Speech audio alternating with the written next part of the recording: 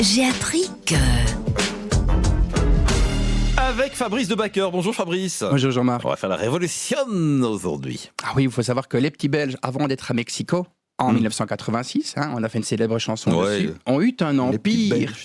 Je ne veux pas la chanter aujourd'hui. Non, ils ont eu un empire en 1866 parce qu'après la révolution de Juarez, on a cherché un empereur, c'était la mode à l'époque.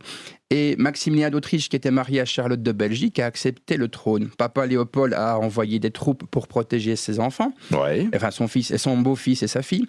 Mais comme il ne pouvait pas envoyer une armée parce que les Américains menaçaient de faire la guerre, il a dû envoyer un corps de volontaires qui a été recruté partout et surtout dans la province du Luxembourg où les jeunes étaient appâtés par la promesse de terre donnée après 6 ans de service. On a gardé une carte du courrier que beaucoup de ces hommes envoyaient. Donc ils ont été au Mexique, le régiment impératrice Charlotte a assuré la sécurité, il a rempli des missions de combat avec plus de brio que certaines unités, mais ça on ne peut pas le dire, c'est du chauvinisme.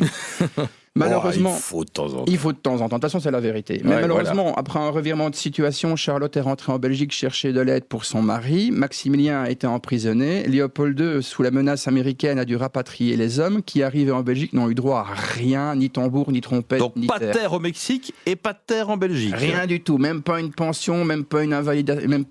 C'est un scandale ça, monsieur. Ah mais encore un, engagez-vous qui disent. Ouais, exactement. Ils sont venus, ils ont vu, ils n'ont rien vu.